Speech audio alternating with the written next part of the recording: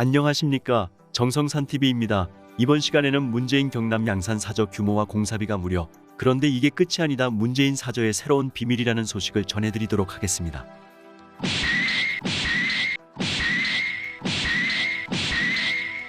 여러분들께서도 잘 아시겠지만 문재인이는 퇴임 후 잊혀진 삶을 살겠다고 했죠. 그러나 요즘 매일같이 문재인이가 소환되는 이유가 무엇이겠습니까? 윤석열 대통령실이 왜 문재인과 김정숙이 살았던 청와대 침실을 공개했을까요?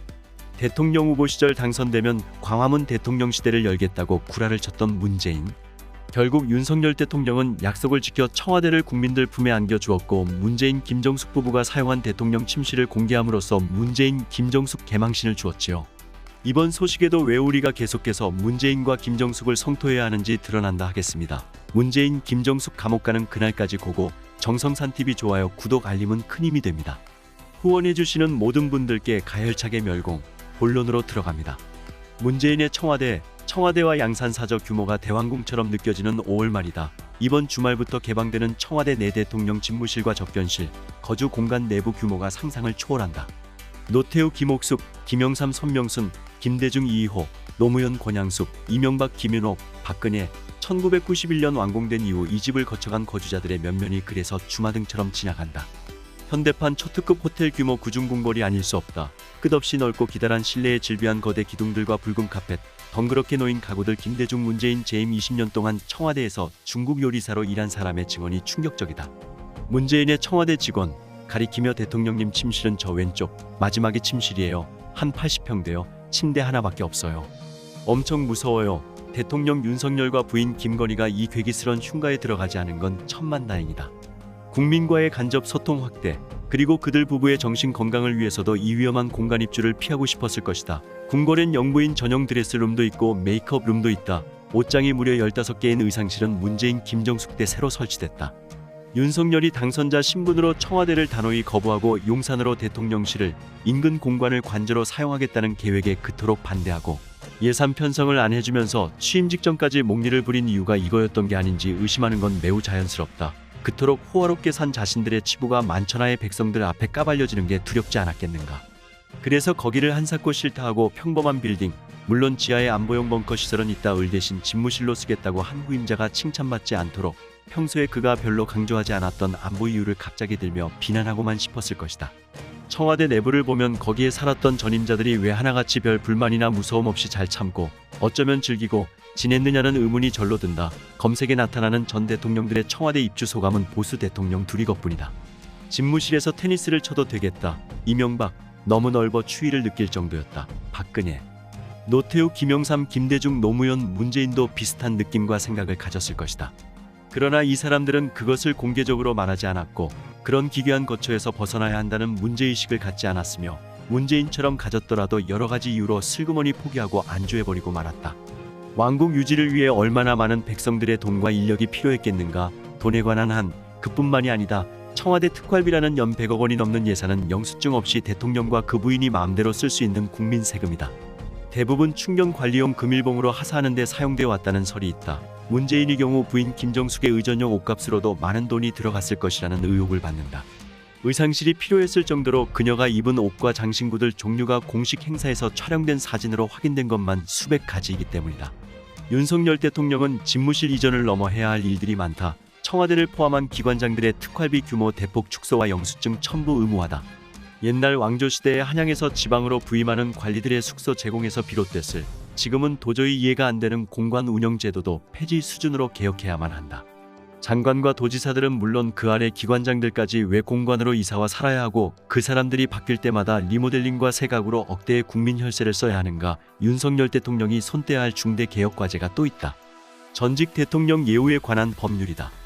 현직자의 월급 약 2천만 원도 많은 편이지만 특활비 같은 걸 줄인다면 이 정도는 괜찮다. 문제는 전직자가 월급과 비슷한 95%를 연금으로 받도록 돼 있다는 것이다. 문재인은 퇴임 직전 이 연금의 세금을 면제해주는 법안도 셀프 의결했다. 게다가 각각 연 1억 원 안팎인 예우 보조금, 비서실 활동비, 차량 지원비, 국외여비, 진료비와 간병인 비용 등을 거의 2배로 재임 기간 중 인상시켜 놓았다. 문재인이 셀프 의결한 문재인 전직 대통령 예산은 예후보조금 2억 6천만 원에서 3억 9,400만 원, 비서실 활동비 7,200만 원에서 1억 1,400만 원, 차량 지원비 7,600만 원에서 1억 2,100만 원, 국외협의 4,800만 원에서 8,500만 원, 민간 진료비 1억 2천만 원, 올해와 내년 동일 간병인 지원비 4,300만 원에서 8,700만 원으로 늘렸다. 임기를 마쳤어도 여전히 왕과 왕비 대접을 받는다. 급여와 각종 수당뿐 아니라 경호인력 65명, 비서관 3명, 운전기사 1명도 제공된다. 국가안보와 무관한 전직 대통령에게 이런 경우가 왜 필요한가? 독재자의 신변 보호를 위해서나 행해질 철통 경우가 퇴임자에게 펼쳐지고 있다. 윤석열이 반드시 해결하고 나가 자신은 평범한 시민으로서 최소한의 생활비와 지원만 받는 형태로 뜯어고쳐야 할 문제다. 문재인의 양산사저 규모는 800평대다. 경호동, 조경과 인건비로 100억 원이 들어갔다. 앞으로도 시설과 인력 유지를 위해 엄청난 돈이 매년 소요된다고 한다. 요즘 네티즌들이 깜짝 놀라는 것은 문재인의 양산사저 800평의 공사비만 100억 이상 투입된 사실이다. 문재인의 사저 아방궁을 본 네티즌들은 경남 양산사저 800평 규모의 공사비만 100억 원. 이거 레알, 아니 양산 시골마을의 사저가 아니라 주석궁을 만들었네요. 대단하다 문재인. 왜 문재인이 광화문 시대를 열겠다고 했다가 구중궁궐 청와대에서 살았는지 완전 이해되네요. 또 다른 네티즌은 뜨 문재인 경남 양산사저는 거의 캐슬 수준이네요. 이건 뭐 문재인의 또 다른 왕궁이네요. 그리고 공사비 100억 원에 앞으로 또 공사비가 계속 국민열세로 들어간다고? 문재인의 내로남불 최고 작품 탄생되었네요. 이뿐이 아니다. 윤석열 대통령에게 이러한 잘못된 관행을 반드시 바로 잡아달라는 성토도 이어졌다. 윤석열 정부는 반드시 문재인의 셀프 의결에 날았던 아무거리 낌없이 쓰면서 퇴임 후 문재인 왕노릇, 김정숙 왕비 노릇하는 거 바로 잡아주세요. 박근혜 대통령 집까지 뺏어갔던 문재인 정권, 역대 대통령 중 문재인 같은 사람이 있을까요? 윤석열 정부는 네티즌들의 성토에 귀를 기울여야 한다. 윤석열 정부는 창문도 없는 회색 외벽 등이 바스티유 감옥을 연상케 한다는 이 아방궁에서 수십 명의 경호를 받으며 잊혀진 삶을 살고자 하는 문재인 부부. 그들은 하루 세 끼를 먹으며 그날그날 국민 주머니에서 나온 돈을 얼마씩 축내고 있는지 반드시 체크해야 한다. 아니 문재인의 셀프 의결에 평생 국민들의 혈세로 떵떵거리며 살겠다는 문재인을 반드시 법적인 기준으로 바라봐야 한다. 그것이 국민들의 외침이다. 그러면 북한의 한 고위 인사가 남한 재벌 회장들에게 소리 질렀던 그 밥이 목구멍으로 넘어가나? 라고 묻는 백성들의 원성이 들릴 것이다. 문재인 양산사저의 또 다른 비밀. 문재인의 사저항해 집회에 참석했던 한 애국우파 유튜버는 사저의 반대편을 본 소감을 다음과 같이 본인의 유튜브 방송에서 말했다. 문재인의 경남 양산사저 반대편은 높이 3m, 길이 15m 이상의 높은 콘크리트 벽이 있다. 거의 탱크도 못 부술 만큼의 강도 높은 콘크리트 벽을 보면서 왜 이렇게 강도 높은 벽을 만들었는지 매우 수상했다. 퇴임 후 잊혀진 삶을 살겠다던 문재인, 자연인으로 살겠다던 문재인이 왜 군사시설 같은 건물을 만들었을까? 건설 전문가들도 문재인 사저에 사용된 시멘트는 보통 시멘트가 아니라 특수 시멘트라고 입을 모은다. 왜 문재인은 사저를 군사시설 벙커처럼 만들었을까? 무엇이 두려웠나? 현재 문재인 사저 내부에 대해 공개된 것은 아무도 없다. 분명한 것은 문재인 양산 사저를 본 최종 느낌은 지옥의 무덤 같다는 것이다. 과연 문재인의 사저 안에는 무엇이 있는 것일까? 지금까지 문재인의 경남 양산 사저 규모와 공사비가 무려 문재인 사저의 새로운 비밀이란 소식을 전해드렸습니다. 우리는 끝까지 문재인과 김정숙을 침몰시키기 위해 최선을 다해야 합니다. 정성산TV 좋아요, 구독, 알림은 큰 힘이 됩니다. 후원해주시는 모든 분들께 가열차게 멸공. 다음 시간에 뵙겠습니다. 여러분들 덕분에 제가 살아 돌아왔다래 몸이 반응을 하고 필수가 돼버렸어요. 제가 지금 효과를 굉장히 보고 있는 이 흑삼 분말, 국삼, 농축액. 저는 이 덕을 많이 봤어요. 아파 보니까 딴 거 없어요.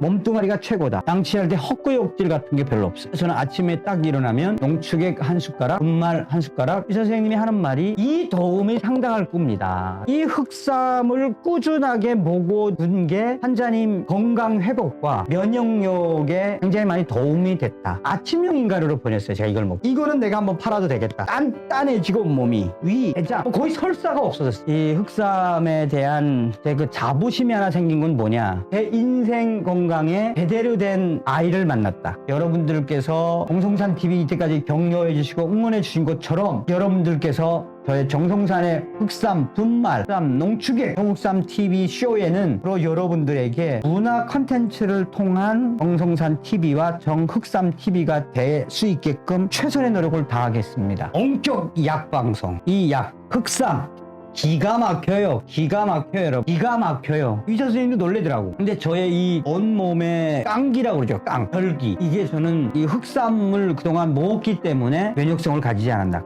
그리고 이게 진짜 괜찮아요. 내 인생에서 참 내 몸을 지키는 동반자를 만난 것 같다. 정성산의 슈퍼 흑삼 분말 많은 동참과 많은 구매를 바라겠습니다.